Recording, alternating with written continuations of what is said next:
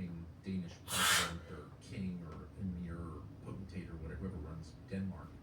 Oh, how the Scandinavians have been leaving the White House looking sad. So looks like the news has been delivered to him. Sorry, no more Denmark for you. Nuuk is now an American protectorate. And then, of course, there's Venezuela.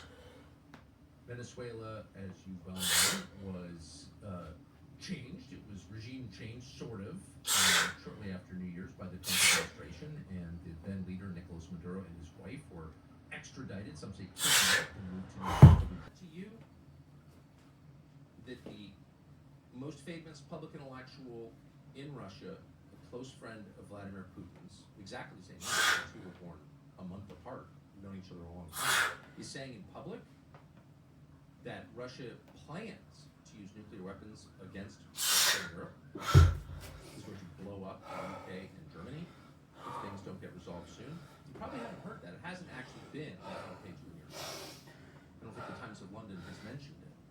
No one seems to be paying any attention at all to the biggest story of our lifetimes, potentially. And that's very odd. And it's not just one guy who's friends with Putin.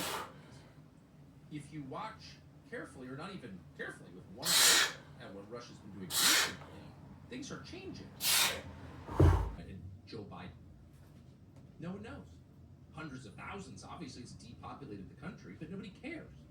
And you would think that if we're waging a war on behalf of the freedom-seeking people of Ukraine, if we love the Ukrainians so much that we're willing to send them hundreds of millions of dollars and the best CIA targeters and we're going to put biolabs in the country to defend them from Russian aggression, you love them that much. We might keep a tally of how many of them have been killed in the prime of life on the flat landscape of Ukraine. But of course, no one's keeping score because nobody cares.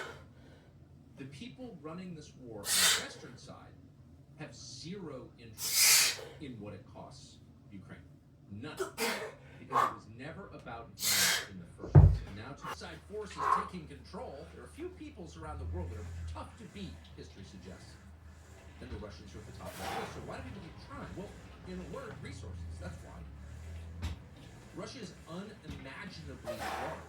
Literally unimaginably. Most people in the West haven't imagined how large Russia is. Russia is larger than China and India put together.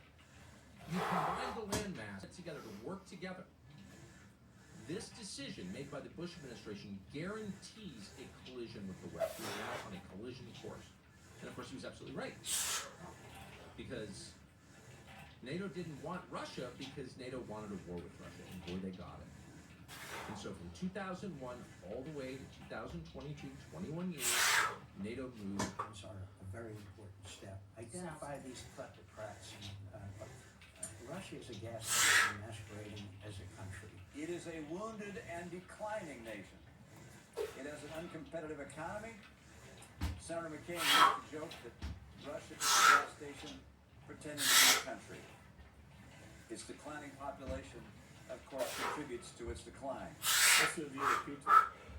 Look, I think he's got grand ambitions. I think he's hostile to the United States, but I think the thing that we've seen is he doesn't have the conventional capability to realize his ambitions. And so he's basically a gas station with a bunch of nuclear weapons. If the president could rally the world to push back against Russian aggression and really hit them economically, have sanctions that hit really